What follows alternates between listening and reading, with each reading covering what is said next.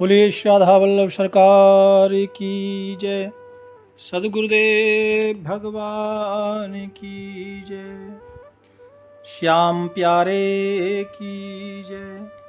ना गुरुरधिकं तत्त्वं ना गुरुरधिकं तपः ना गुरुरधिकं ज्ञानं तस्मै श्री गुरवे नमः। प्यारे भक्तों, आप सभी परम पावन खाटू श्याम बाबा का विस्तार में पावन चरित्र श्रवण कर रहे हैं। आप सभी ने कल श्रवण किया कि भगवान श्री कृष्ण ने श्री वरवरिक जी महाराज को अपना नाम दिया।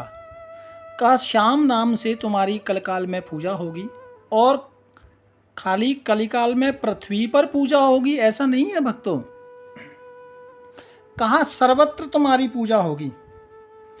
वत्स पूज्यो भविष्यति तवत्तम सर्वलोकानाम, सर्वलोकों में यानी इस मृत्युलोक में भी स्वर्गलोक में भी सब जगह तुम्हारी श्याम नाम से पूजा होगी। भक्तों, इसीलिए तो हम बोलते हैं श्याम प्यारे की जय, बोलते हैं ना, तीन बाण धारी की जय, शीश के दानी की। वाह, हंसते हंसते एक प्रसंग ऐसा भी आता है कि भगवान ने जब युद्ध हो रहा था ना, तो वरवरिक जी के पास आकर कहा था कि युद्ध से पहले बलि देना पड़ता है और बलि के लिए कोई वीर चाहिए। तो अर्जुन और भगवान श्री कृष्ण दोनों आए थे वरवरिक जी के पास, ऐसा भी एक प्रसंग आता है। तो भगवान कहते हैं कि अब या तो अर्जुन की बलि लगे या मेरी बलि लगे या तुम वीर हो तुम्हारी बलि लगे। तो भगवान कहते हैं कि मैं ही बलि दे देता हूँ, क्योंकि मैं युद्ध भी नहीं लड़ रहा, किसी काम का नहीं।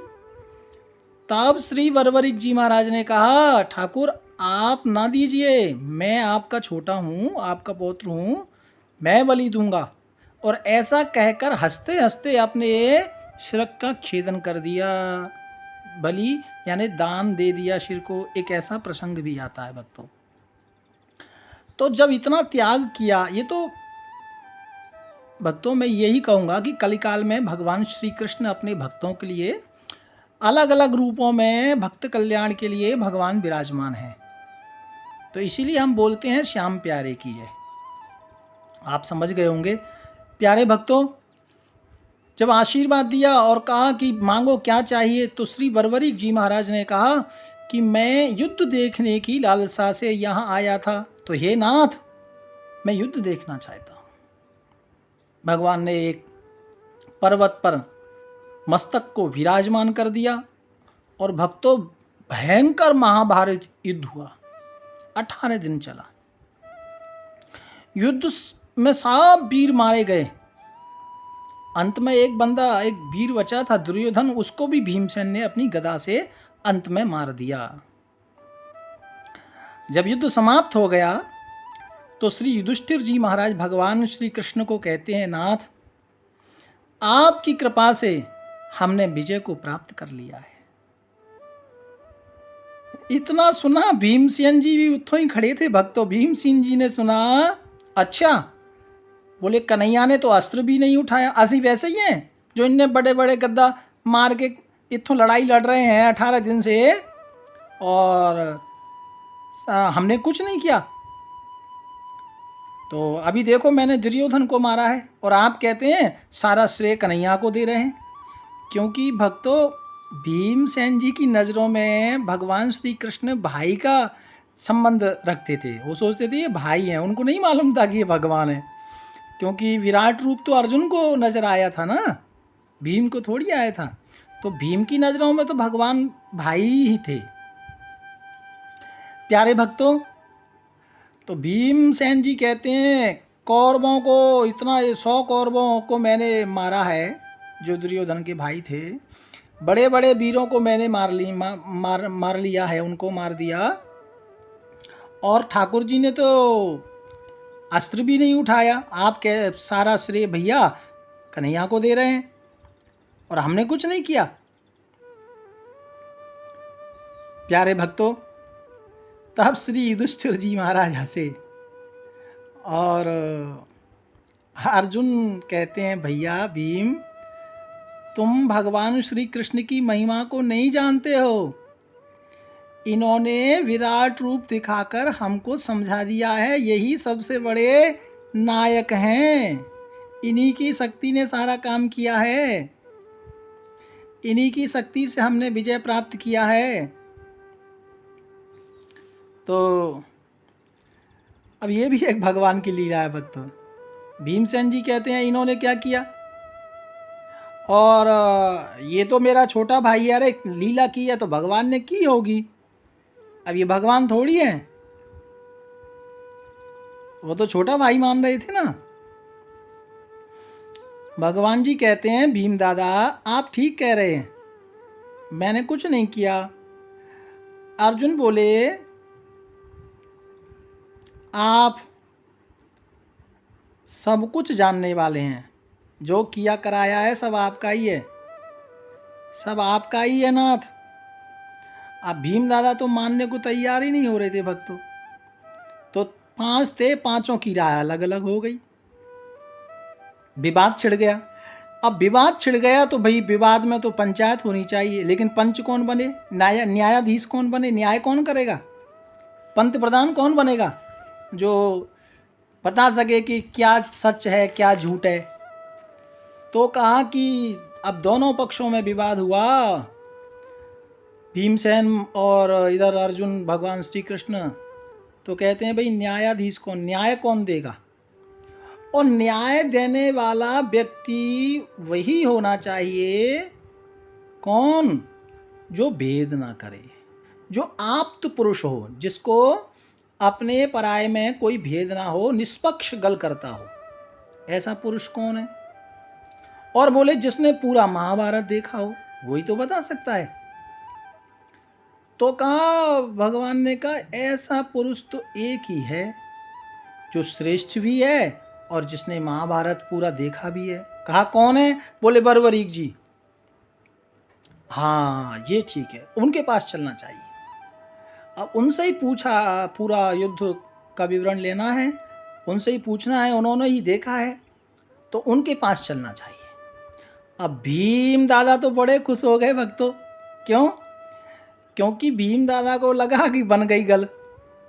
कैसे, कहता साडा पोता ही तो है न्यायाधीश बर्बरीक, वो तो मेरा पोता है और जरूर मेरे ही हक में फैसला देगा, दादाजी को थोड़ी निराश करेगा।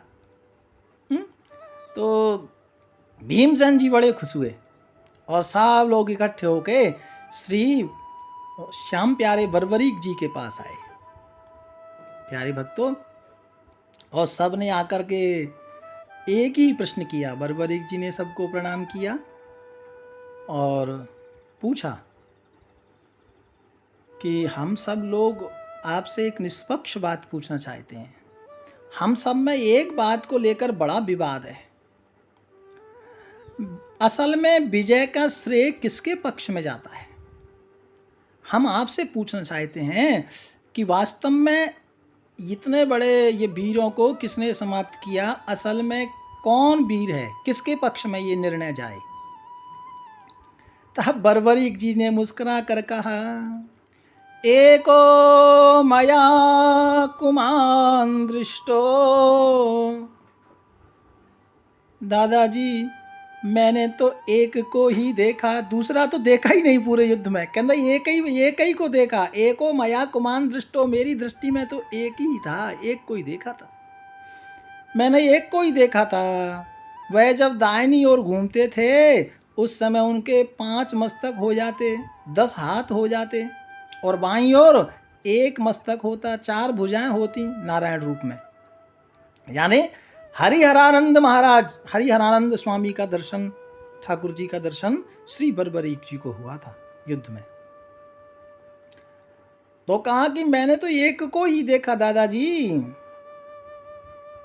कौन है, बोले वो हैं पुरुषोत्तम भगवान श्री कृष्ण। इतना सबने सुना भैया, सबका अहंकार दूर हो गया। तो सबने कहा कि हम इतने बड़े बड़े तीर बाण चला रहे थे, वो क्या थे। कहते वो तो चलते थे लेकिन कुछ दूरी पर जाके गिर जाते थे। जब कर्ण को बाण मारा था ना दादाजी आपने, तो उस बाण के साथ में भगवान श्री कृष्ण का चक्र सुदर्शन चला था। वो बाण तो उथों ही जाके नष्ट हो गया, लेकिन चक्र ने कर्ण का वध किया। ऐसे ही जितने जितने आपने वीरों को मारा ना, वो सब तो थोड़ी दूर चलते थे और आखिर में जाके वो सब समाप्त हो जाते। भगवान श्री कृष्ण का चक्र ही था जो सबको मार काट रहा था। किसको मारना है, किसको बचाना है। कभी कभी आपने देखा कि आप बड़ा भयंकर अस्त्र छोड़ते हैं लेकिन वो काम नहीं करता, तो वो चक्र उनकी रक्षा कर लेता, और किसको मारना है वो चक्र उनको मार देता। तो श्री बर्बरीक जी महाराज कहते हैं कि मैंने तो एक को ही देखा, पूरे युद्ध में दोनों सेनाओं में एक ही था, और वो थे भगवान श्री कृष्ण। भक्तों, सबका अभिमान दूर हो गया।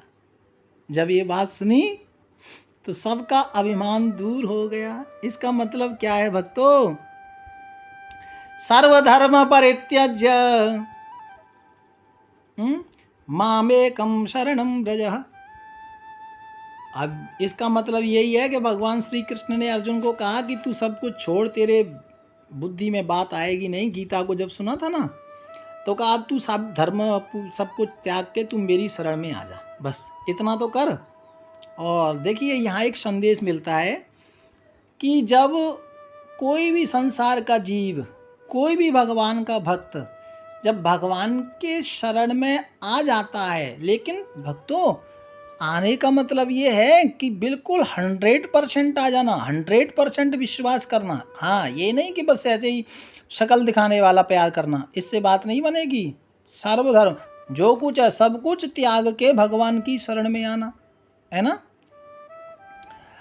हर चीज भगवान की मान लेना, अच्छे बुद्धि को, अच्छे धन को, अच्छे ज्ञान को, अच्छी वस्तुओं को भी भगवान का मानना, बुरी चीज़ों को भी भगवान का मानना, पूजा पाठ को भी भगवान का मानना, है ना। सब कुछ भगवान के लिए जो हम कर्म करते हैं ना, वो कर्मों को भगवान के प्रति समर्पण कर देना, वही श्रेष्ठ भक्ति है।